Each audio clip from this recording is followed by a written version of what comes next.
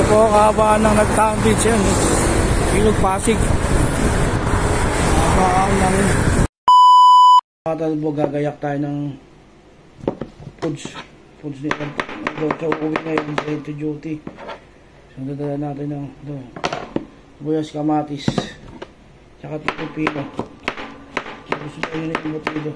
Ako punta ka ron, Dem. Oo. Buksan ko na yung rep namin. Pero wala laman. Last stock na to eh.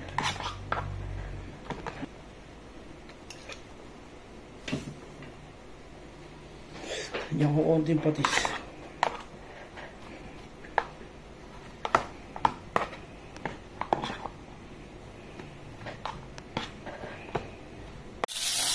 So yun mga tarbog, piniprito ko na oh. Ayun, oh. Dito natin. Tapos dipos na rin natin itong rep dahil wala na rin laman. Dipos muna natin siya. Para pagbalik ko, linisin ko lang. Mga tarbog, ready na yung baon na airpot ito. May baon sa airpot ito. So dadalhin natin sa kanya. Doon sa PJ sa top. So bisa tayo. Nandun natin. Kailangan kasi natin tayo. Pamawi tayo.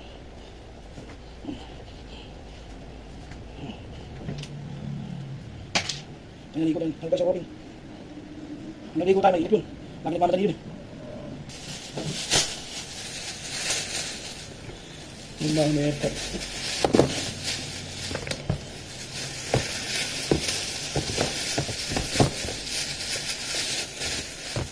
Baon.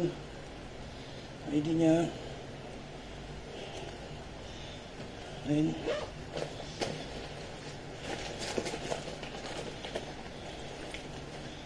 ID na. Ayos. Tara. Larga tayo. Mga turbog, ready na tayo. Aalis na tayo. Ayun o.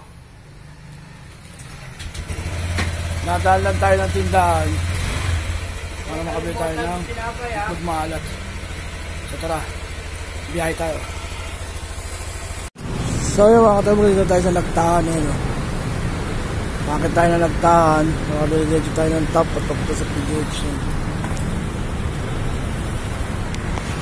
A few moments later. So yan mga katabog, yan yung kahabaan ng Nagtahan Bridge. Ayan o, kita nyo na may ilog. Yan ang ilog to, alam ko ano ito na ilog Pasig to.